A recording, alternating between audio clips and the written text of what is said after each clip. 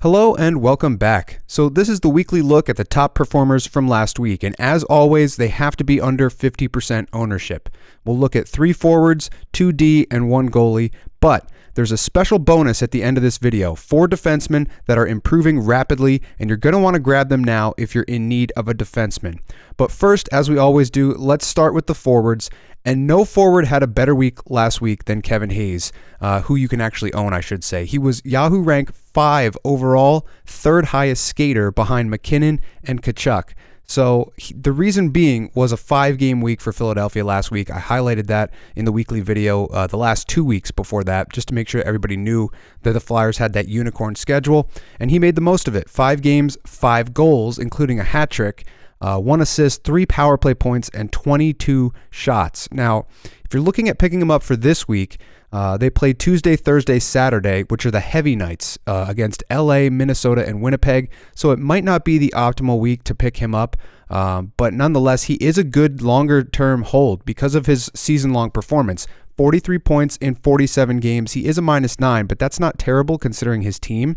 On top of all of that, he had a hat trick against Anaheim last week, 6 shots in that game. He had a 9-shot game against Chicago, and he had 2 goals versus his former team, Winnipeg, who he also faces this week on Saturday. So that's something to keep an eye on for a streaming option on Saturday if you need it.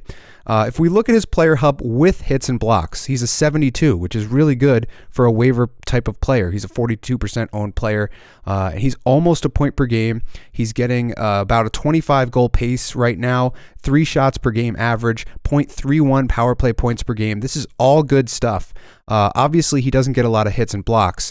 And for that reason, if you look at the no hits and blocks data draft player hub, he's a 91. So just the offensive categories, he's very, very good.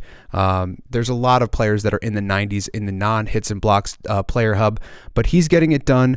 Offensively speaking, he's not going to be a good option necessarily for hits and blocks coverage, but if you don't need that, he's definitely an excellent option. And now he's dual eligible. I believe he was a single position center earlier in the season, and now you can kind of get a little bit more flexibility with him.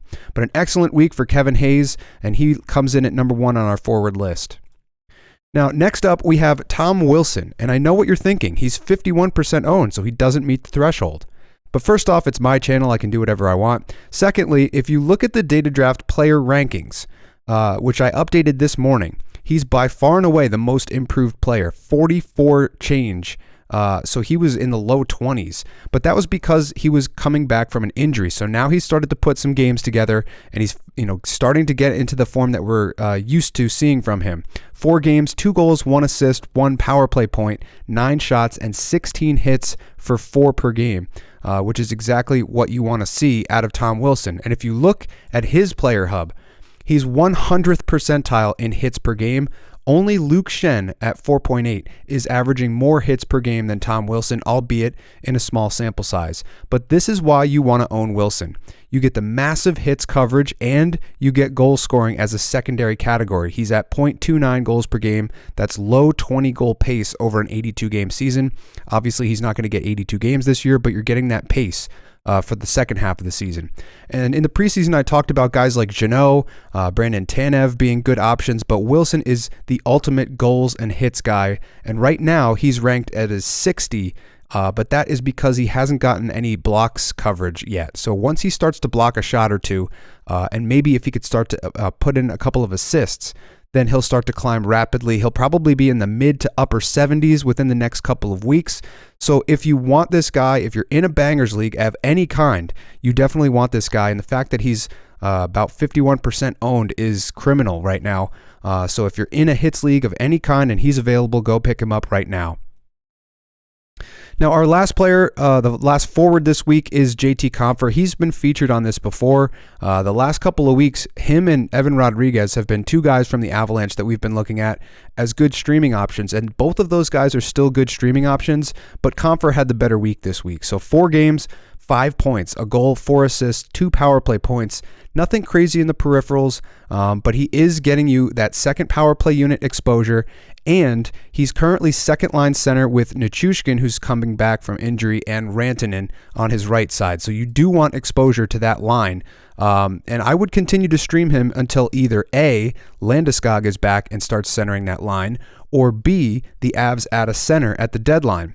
Reason I mention that, I've seen reports lately Jonathan Toews could be on the move. They're looking for a second or a third round pick in terms of the return for Jonathan Toews. And that's a deal that kind of makes sense to me because Bo Horvat, they might get priced out of that market. They might get priced out of certain other high-priced, value centermen. And for Jonathan Toews, he's got the Stanley Cup experience.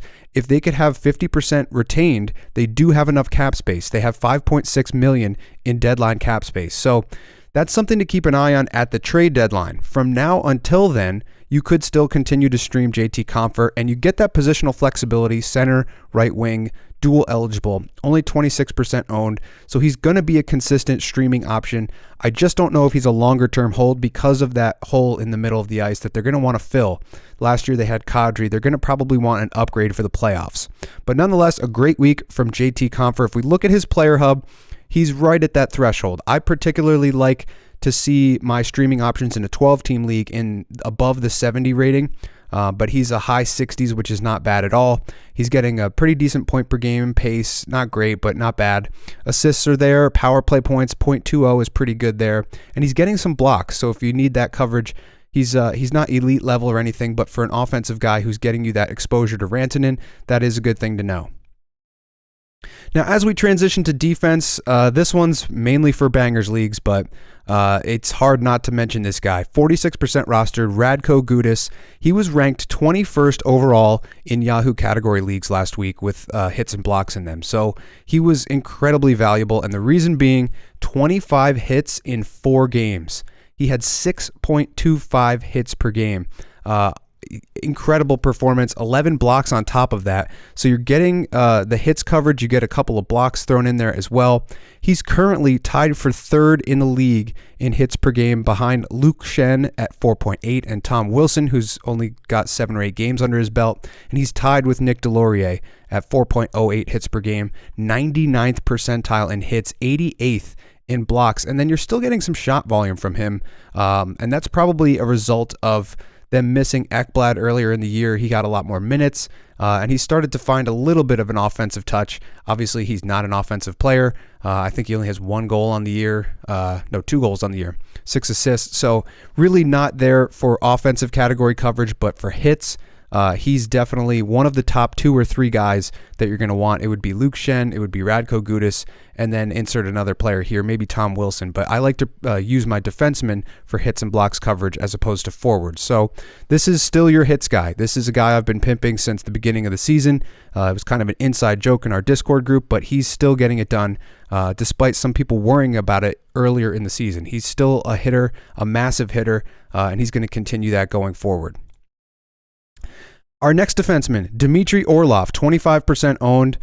He was the 9th ranked defenseman last week. Yahoo ranked 38 in category leagues with hits and blocks. He's a pretty complete hits and blocks D with some offense on top of that. 2 shots per game, some assist coverage, and power play 2 exposure. Not only that, but he's been climbing in the data draft player rankings. He's up 4 points last week. You can see here, these are the guys who have changed the most, and he's on this list for a reason. And typically on this list, I would mainly look for guys who are above 70 or in that range to potentially pick them up, because that's the base level for a 12-team league of what you're going to want to look for. And he's at that point, 72 overall, and he increased 4 points in the last week. So he's been climbing rapidly. You can notice here he is a pretty good hits and blocks D, 87th in blocks, 84th in hits, but he gets a lot more offensive category coverage than a guy like Gudas or somebody like Luke Shen. He's 79th percentile in assists, 78th in shots, so he's getting you some offensive coverage, and then he's chipping in the odd goal every now and then as well. And this is something to keep in mind because Gustafsson has come back to earth. He had 2 assists and 8 shots last week, despite being the power play 1 quarterback.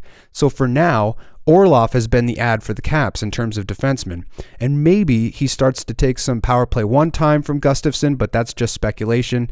He just seems to be the better of the two defensemen, and it was inevitable that Gustafsson would kind of return back to earth because, like I mentioned when he was hot, he outscored Connor McDavid for basically a 3-week stretch, and that's just unsustainable for a defenseman, let alone a player that is not usually one of the elite players in the league. So Dmitry Orlov is a nice ad going forward, especially with John Carlson out. He's currently playing second pair, but also getting second power play minutes, and this is definitely somebody that you want to keep your eye on because he's climbing fast in these player rankings. That brings us to the goaltender of the week, and if you're here to find a goalie to stream, this is not the guy, but he did have a good week, and we should acknowledge that. Not only did he have a good week, he's won 3 of his last 5 starts dating back to January 12th, so it's been much better as of late, except for one thing. If you look here at his game log, he gave up 4 goals on 5 shots against Seattle in this January 14th loss, and that is devastating if you're in a categories league. And if you look at his goalie hub, you can see why. He's a bad goalie on a bad defensive team. So his goals above expected pretty low. In fact, it's 11th worst in the league, that bad. His save percentage is horrendous. It's not ownable. Goals against is not ownable. Doesn't get that many wins because of the team exposure. So just really not a good option. He's unownable in fantasy. Don't add him. If you're looking for goalie ads this week and or longer term, check out the section on the weekly video from yesterday about goaltending. It's time-stamped. You can skip right to it, and there's a number of options that are better. But we do kind of want to acknowledge guys who are lesser known, lesser owned. Mrazek, to me, is a basic fringe NHL, AHL goaltender, and he had a good week, so wanted to highlight that a little bit. Now, I usually do 1 or 2 honorable mentions every week. Today we're going to do something different. It's a new segment, and we're going to look at the top risers on the Data Draft Player Hub, and there are 4 defensemen who are fantasy relevant who've been climbing in the rankings, and one of those is a potential ad for this week just based on schedule alone. So here we're looking at the Data Draft Player Hub filtered by just defensemen. These are the guys that I wanted to highlight, and number 1 that I wanted to highlight is Nick Blankenburg. So he's only 1% owned. He's had a pretty decent week, and this is mainly a hits and blocks option, 95th percentile for blocks, getting some hits, but he's pretty high in every category. Now, this is a very small sample size.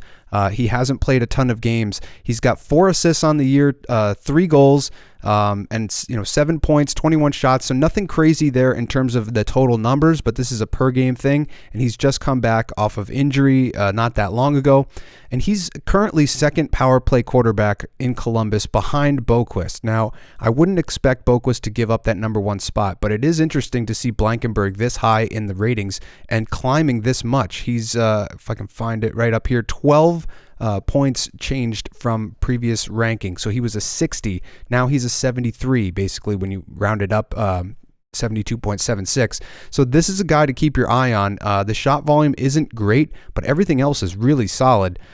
This is looking very familiar to a guy like Orlov, just with a little bit less offensive coverage.